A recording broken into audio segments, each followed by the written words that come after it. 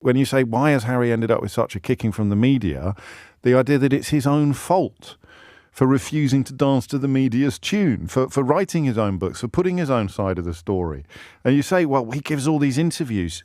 Andrew gave an interview to Emily Maitlis in which his entire life was sort of falling about his feet by the end of it. And he stood up and walked away thinking he'd played a blind. I mean, it just doesn't hold. It is, of all the subjects we cover together on the radio, the one that I think most illustrates the subtle ways in which the media infects the way we think is this one.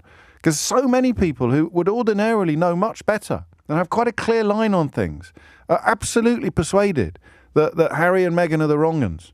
And that the royal family as it is, or Kate and William, or even Andrew Windsor, that they're the good guys. It's extraordinary, and it hasn't happened by accident. It is the best example, with the possible exception of Brexit, it is the best example of media gaslighting that I have witnessed in my life. How did we get here? How did Prince Harry, who married for love and moved to America, become the monarchy's greatest threat? While Prince Andrew, with ties to a convicted sex offender and a multi-million-pound settlement, is dismissed as a mere rogue. It's a magic trick, performed by those who control the headlines. We've witnessed a masterclass in narrative construction, a campaign to make Harry and Meghan the villains. Why? That's the million-pound question. But the is clear. Headlines, half-truths, and relentless focus on the trivial. This isn't just about royalty, it's about how your opinions are shaped. Harry and Meghan's crimes, wanting privacy, starting a foundation, holding hands, eating avocados, wearing the wrong colour. Each is spun as a grave insult to the nation. These stories are designed to provoke outrage, making you feel personally slighted by strangers. Meanwhile, Prince Andrew's far more serious allegations, his association with Epstein, a sexual assault lawsuit settled for millions, are downplayed. Where was the relentless outrage? The disparity is blatant. The system chooses its targets and protects its own. Understanding this is about learning to spot the trick. The real scandal isn't just in the palace, it's in the stories we're told. Let's unpack how the illusion works. The British tabloids operate on repetition, say something often enough, and it becomes reality. Meghan Markle was targeted from the start. Kate Middleton cradles her baby bump. She's maternal. Meghan does it. She's vain. The same act, two narratives. Avocados for Kate. Healthy. For Meghan. A global crisis. This isn't journalism. It's character assassination by 1,000 cuts. Each petty story builds a thick layer of negativity. Words like demanding and diva are attached to Meghan, based on anonymous sources. Accusations, like making Kate cry, are splashed across headlines while corrections are buried. The damage sticks. The machine never reverses. It only churns out more negativity. This process bypasses rational thought, creating a feeling, not an argument. After months of this, Meghan's name alone triggers a negative response in many. It's not accidental, it's a deliberate, highly effective media strategy. The headlines don't inform, they condition. How do you make millions angry over nothing? Manufacture outrage. The media turned Harry and Meghan's ordinary actions into national scandals, wanting privacy, twisted into hypocrisy when they gave interviews, eating avocados. Suddenly, it's a global issue. The goal: keep the public irritated, distract from real issues like racism or lack of support. Stories are framed to make readers feel personally wronged. Your money paid for their wedding, their cottage. The actual facts are often misrepresented, but the resentment is real. It's not about truth, it's about emotion. The tactic is simple. Keep people angry about trivialities so they ignore the serious questions. Manufactured outrage is a weapon, wielded with precision. The real issues are buried beneath a mountain of nonsense. Now, let's talk about Prince Andrew. While Harry and Meghan faced a media firestorm, Andrew got a gentle drizzle. His controversies, friendship with Epstein, a lawsuit from Virginia Giuffre, are among the gravest accusations a royal could face. Yet the UK press downplayed them, often framing Andrew as merely unwise. His disastrous Newsnight interview was scrutinised, but the outrage quickly faded. No daily dissection, no anonymous sources briefing against him. The machine that destroyed reputations for trivialities was silent. Andrew's multi-million-pound settlement should have dominated headlines for weeks.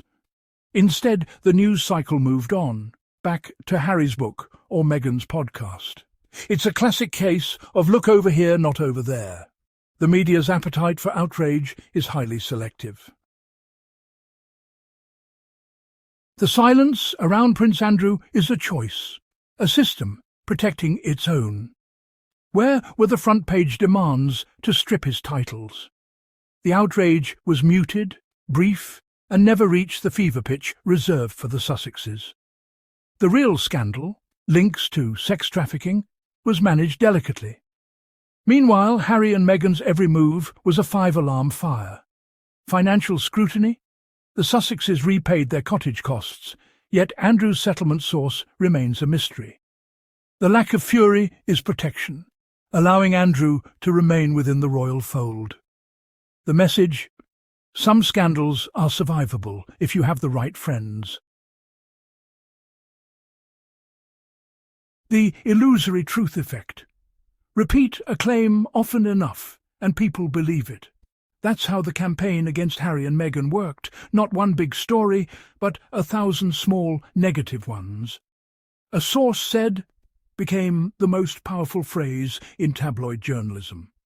Anonymous briefings painted Meghan as a bully, with Bullygate conveniently dropping before the Oprah interview. The repetition made the claims feel real, even as the official inquiry was buried. The accusation stuck. The truth didn't matter. Contrast with Andrew. Substantial evidence, but no relentless campaign. His story ebbed and flowed, never hammered home. The illusory truth effect wasn't used against him. Silence allowed the gravity of his case to fade. Repetition builds narratives. Silence erases them. When a crisis hits, create a bigger distraction. Meghan Markle became the perfect diversion from Andrew's scandals. New, different, American, a woman of colour. Every time Andrew's story threatened to explode, a new headline about Harry and Meghan appeared. Andrew in Epstein's flight logs? Let's debate Meghan's dress. This tactic, deflection, plays on emotion, not reason. It's easier to be angry at the Sussexes than to face the sordid details of the Epstein affair. The timing of stories like Bullygate was no accident. The public is led on a wild goose chase, expending outrage on trivialities. Meanwhile, real scandals are quietly managed. It's a cynical game of misdirection, and the public is the audience. Why the double standard? It's the unspoken pact between the monarchy and the media. The royal family supplies endless stories. The media protects the core institution. The monarch and direct heirs get the most protection. Others, like Andrew, are shielded unless scandal becomes untenable. Harry and Meghan broke the pact by stepping back and criticising the institution. They became scapegoats, punished to warn others. The media's hostility is both profitable and punitive, a demonstration of its power. Attacking Andrew would threaten the monarchy itself, so the press holds back. It's safer to attack those who've left. Harry and Meghan are the perfect outlet for anti-royal sentiment. The alliance keeps the institution safe, and the headlines flowing. So, how did this happen? Through repetition, manipulation, and a double standard. A narrative was built, brick by brick, until it became a prison for two people, and a lens for millions. This isn't just about royalty, it's about power and the manufacturing of consent. The point isn't to tell you what to think, but to encourage you to think for yourself. Ask, who benefits from this story? What emotion is it trying to provoke? What's being hidden? The tale of these two princes is a case study in media manipulation. Compare the scale of the crimes and the ferocity of the coverage. Does it add up? Or are you being played? The final verdict isn't up to the media or me. It's up to you. Look at the evidence and decide for yourself.